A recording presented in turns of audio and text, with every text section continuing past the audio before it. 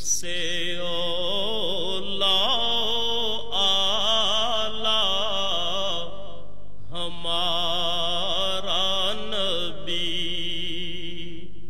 سب سے اولا آلہ ہمارا نبی، سب سے بالا والا ہمارا نبی، اپنے مولا کا پیارا ہمارا نبی۔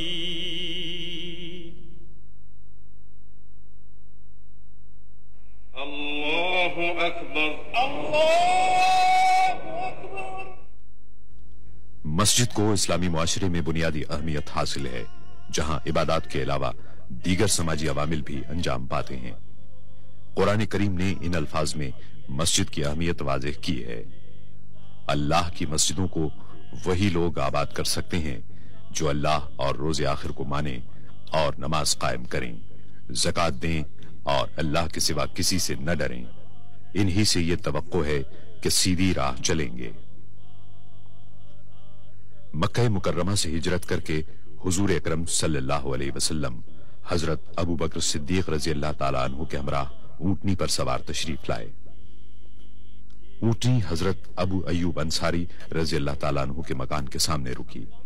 اس جگہ بقول حضرت انس رضی اللہ تعالیٰ عنہ آپ صلی اللہ علیہ وسلم نے نماز ادا کی، اور اس کے فوری بعد آپ صلی اللہ علیہ وسلم نے وہاں مسجد تعمیر کرنے کا حکم دیا۔ رسول اللہ صلی اللہ علیہ وسلم نے وہ قطع زمین 2 یتیموں سے خرید لیا۔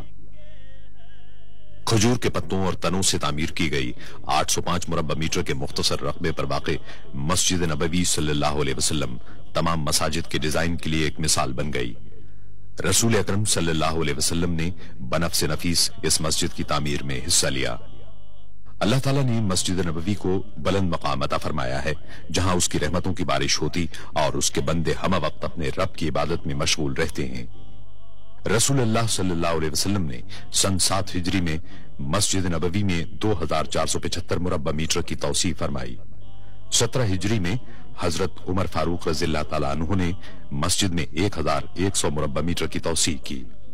حضرت عثمان غنی رضی اللہ تعالیٰ عنہ نے 29 اور 30 ہجری کے دوران نہ صرف یہ کہ 496 مربع میٹر کی توسیع کی، بلکہ ساری عمارت میں منقش پتھر لگوائے اور ستونوں کو سیسے سے مضبوط کیا۔